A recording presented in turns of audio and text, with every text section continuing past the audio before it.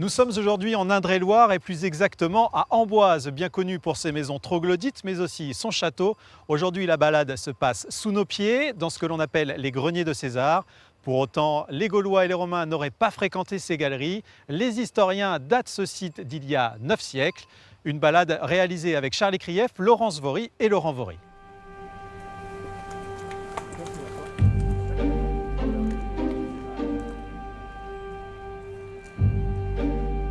Je vais vous faire découvrir les merveilleux greniers de César. Un peu difficile à ouvrir. Toujours, c'est le poids des années qui fait son office.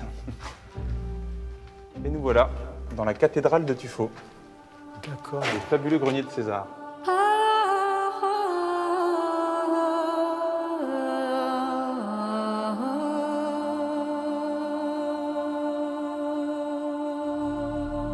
On parle de 1200 pour la construction. En tout cas, ça a été commencé à creuser en 1200 et pourtant on a retrouvé des vestiges romains et gaulois, c'est ça? Oui, c'est parce qu'en fait, le plateau qui est au-dessus des greniers a longtemps été habité, et notamment en moins 52 avant Jésus-Christ, où des garnisons romaines étaient en position ici. Donc c'est pour ça qu'il y a eu un doute sur la datation vraiment de la construction de ce site, mais ce n'est pas du tout le cas. On est sûr et certain que c'est vraiment en 1548 que les silos-greniers ont été conçus comme ça, comme on les connaît aujourd'hui. Et alors pourquoi les greniers de César? C'est quoi Ça fait partie un petit peu du mythe. C'est un nom qui est resté dans l'histoire comme ça. Vers le XVIIIe siècle et au XIXe siècle, beaucoup de personnes se sont intéressées à ce site. Mais c'est toujours les batailles d'historiens, c'est toujours compliqué, quand il y a peu d'informations sur un site, de trouver des choses vraiment exactes. Donc ce nom a été donné parce qu'à une époque, on était persuadé que ça a été construit sous l'époque de César.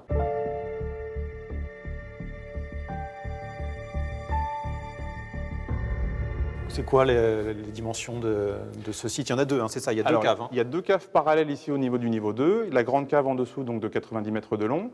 Une cave, enfin un niveau supérieur ici dont je parlais qui fait à peu près une cinquantaine de mètres de long. Et les fameux silos que nous allons aller voir tout au fond, c'est 4 silos totalement identiques où on stockait le grain. Eh bien, allons-y. Eh bien, allons-y. Donc ils sont situés dans la deuxième salle qui est parallèle à celle-ci et qui est totalement identique, hormis les fameux greniers qui sont juste au fond. Attention à la tête ici. Effectivement, le plafond est bas. Très bas. Et c'est donc ça, les silos. Exactement. C'est là où les greniers de César prennent tout leur sens. D'accord. Mais alors pourquoi ils prenaient leur sens en fait? On entreposait des denrées ici? Alors, du blé en épi. En fait, c'était une grange dîmière, donc la dîme était payée au roi et à l'église. C'était 10% des récoltes. Et c'était le lieu de stockage du blé.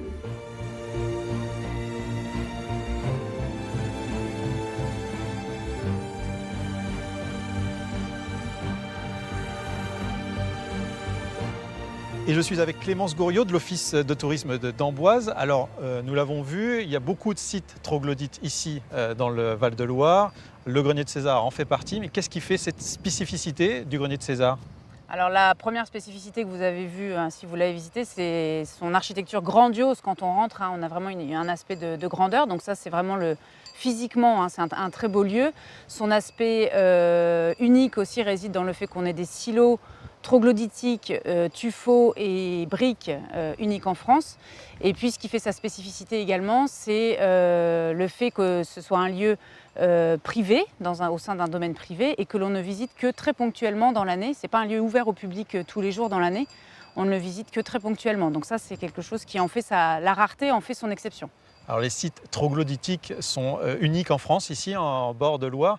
Est-ce qu'on sait pourquoi on ne trouve ça qu'ici? Alors oui, bord de Loire, bord de Cher, et la roche, le tuffeau ici, le coteau a été très creusé, particulièrement à l'époque de la Renaissance, pas seulement, mais particulièrement pour construire les maisons et construire les fameux châteaux, manoirs.